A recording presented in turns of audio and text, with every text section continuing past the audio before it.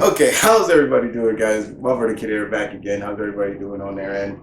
And today, guys, I'm here because I'm here to deliver another Patreon uh, perk or request or perk in a sense. And this is for Solomon the Hooded, one of my Patreons who is a Gamma level. At the Gamma level, uh, the Gamma level perk of which is $10 a month, you guys get to choose 2 comics and I will review them. And it could be single issues or it could be a trade. And Solomon, I got all the next 3 requests that you asked me. I found all the books, so I will get to those as soon as I can. But I finished reading the first one, and I'm glad to say, and I'm honored to say, Solomon, I'm going to continue reading this because not only was it good, but it actually is written by one of my favorite writers in comics. And what title is that? It is called Kill or Be Killed by Ed Brubaker, Sean Phillips in the house. I know these 2 names very well. I have a lot of titles that I am a fan of their work. They are a dynamic duo and they work very well together. The cover is really cool. It's sleek, it's nice, it doesn't give too much away, but what is this series about? So this is the first 5 issues of this series. Now I know there are more volumes. There are, I think, up to 4 volumes as of right now. So pretty much it is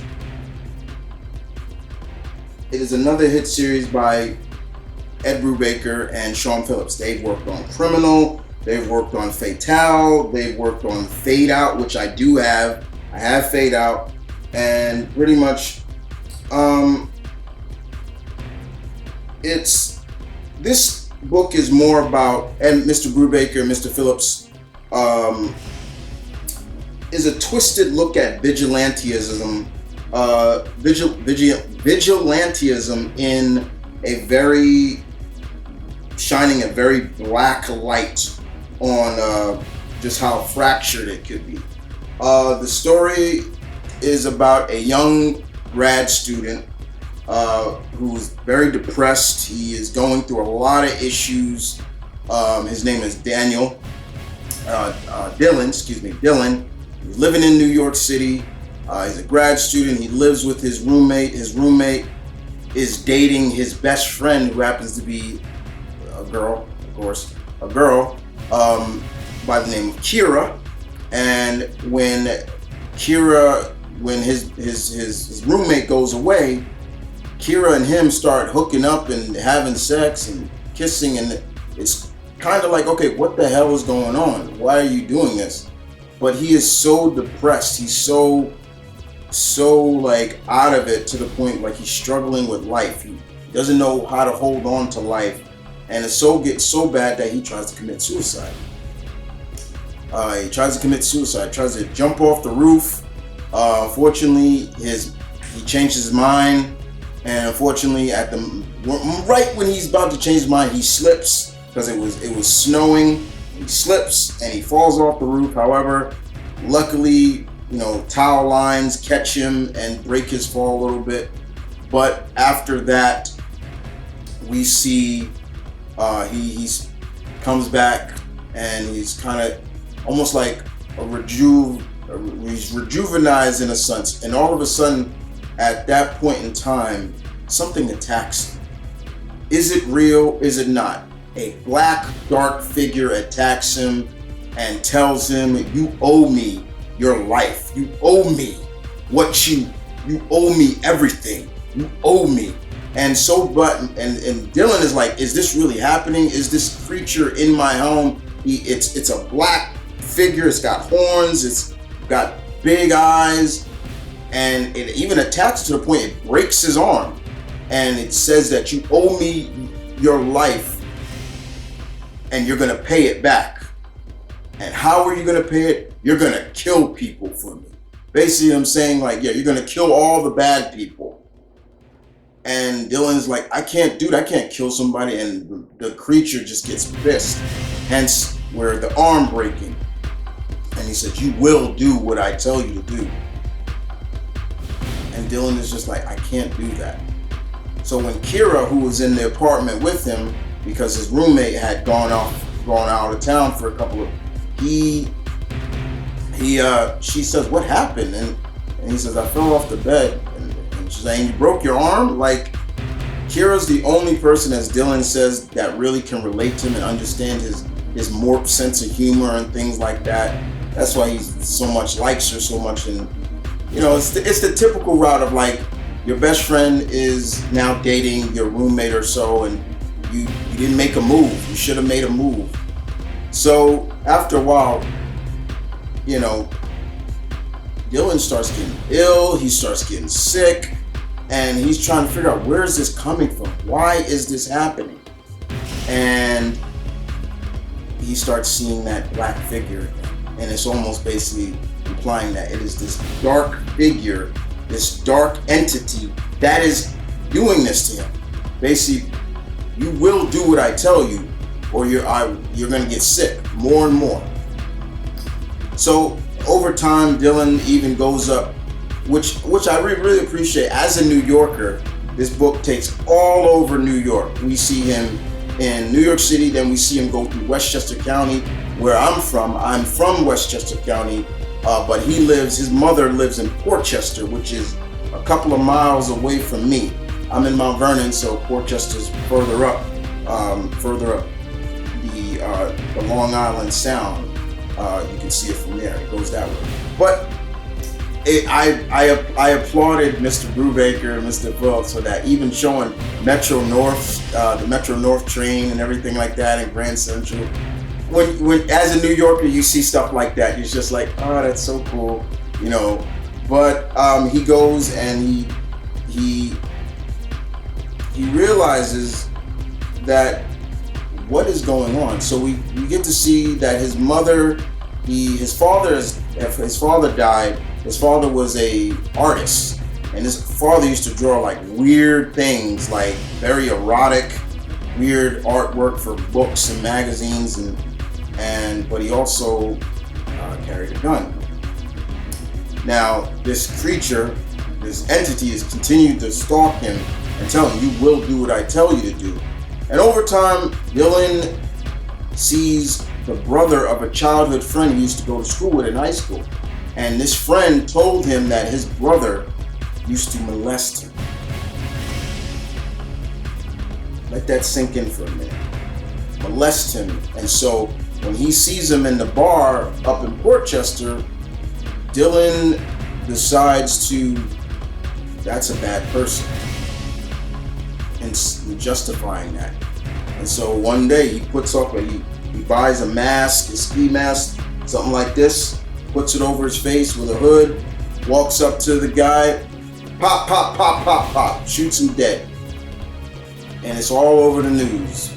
Murderer up in Portchester. Then they start digging into this and they find out he's running a child molestation circle, and it's crazy. But Dylan starts to take that and starts running with it. He starts looking at the world a little differently, almost like saying, yeah, he's a bad person, he's a bad person, he's a bad person. Yeah, the way he's on the train, he's in the subway, and these two guys start harassing this elderly woman. So what does he do? Pop, pop, shoots them right there in the train and gets off, and he goes into a strip club, and he just starts, it just becomes a psyche of, how do you know they're evil? How do you know they're bad? What's telling you that? Yes, some are, but still that doesn't justify you killing them. It is a straight, legit vigilantism done to the extreme, but with a dark light on it. Basically implying like this is kind of the whole sense of Punisher, in a sense. Frank Castle, the Punisher, you know, his same idea. You don't get no second chances from me. You're a rapist, you're a molester, you're dead. That's how Dylan sees it. And it starts getting to the point where while he is still having sex with Kira while her boyfriend is away, they start going to Coney Island and doing this and doing that. Eventually his friend, his roommate, starts to wondering, like, where are you going late at night? What's going on? And then there are times he comes home and he's busted up, and they're like, what's going on, Dylan? What are you doing? And he breaks down and he's just like, look, I'm hurting, I'm this, I'm that. You know, he's not really telling Kira like why, like almost in a sense, you're the focus of it, but it gets to the point. And he's even telling Kira, tell, I'm forgetting his roommate's name, tell him that, break up with him, tell him the truth, stop hiding this. Kira's hiding this from her roommate, that she's having sex with Dylan and everything like that. And in the meantime, Dylan is going out late at night being a gun-towing vigilante. In the beginning, we see that. He's got a shotgun now before it, but that's later on. And I like how they do the book. The book starts off with Dylan now with a shotgun and looking more like this that you see on the cover. But then he says, wait, I gotta go back. Let me tell you how it all started, how we got up to this. And I love that. I love seeing that kind of flashback. But this was really good. I really enjoyed this. And Solomon, thank you for recommending this. This was on my list to check out. It was never, but when when I saw this as one of your books to review on for Patreon, I was like, okay, I gotta check this out. I really enjoyed this, guys. This was a really good story. The storytelling was good. The pacing was good. The artwork by Sean Phillips matched the grittiness and of Mr. Brubaker's writing. I love this. This was great. I am definitely going to continue reading these. There are 3 more volumes, I think, and it's going to get more nitty and gritty for Dylan over time. You got people like USA Today talking about this book, even Nerdist, but this was good. I do recommend this. The price of this book is $9.99. Image is always a good place to start off, with trades. Their trades usually never go over $20, especially their first issue. And this is only $9.99. So if you want to check this out, I do recommend it. I will be checking out the rest. Dylan, my Patreon Solomon, he didn't request the next volume, so I'm just going to read it myself and continue these. I will keep reviewing, but I enjoyed this very much. This was fantastic. Fantastic indeed. Very much indeed. Like I said, Ed Brubaker's writing, always superb. Always love it. Him and Sean Phillips are just a dynamic duo. I wish I could show some of the art. I will say this, guys, there is nudity in this, but the grittiness and gore of it, here we go, look at that gore, look how the dark shades match the grittiness of the storytelling. It's amazing. This was really good. I really enjoyed this. Very good. If I was giving this a rating, Kill or Be Killed, Volume 1, a solid 8 out of 10. This was good. I really enjoyed this very much. Solid 8 out of 10. I'm looking forward to reading the next volumes. But in the meantime, guys, Solomon has given me his next request. Like every month, everybody at the Gamma level, every month you can request, books. So I still have to finish his other 2. He had 1 more for me.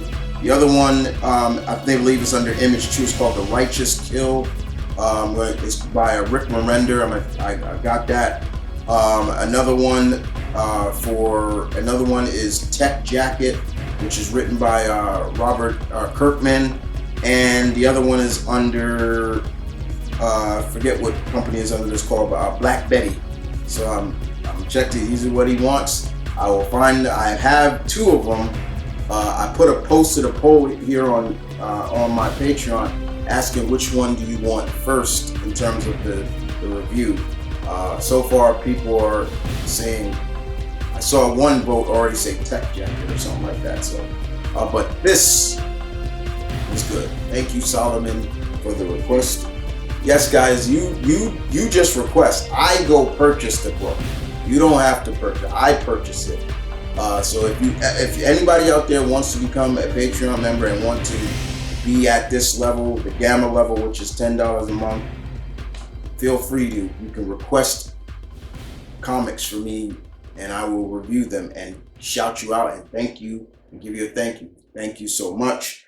I got 3 more books from Solomon, the Hooded, who also follows me on YouTube as well. So he is an Uber Pack member. You are on the upper echelon, guys. So thank you so much. I appreciate it. Thank you for watching. I will hope you guys enjoyed this review. Like I said before, Kill or Be Killed. Ed Brubaker, Sean Phillips. Good stuff. Check it out for yourself. But in the meantime, thanks for watching. Y'all take care.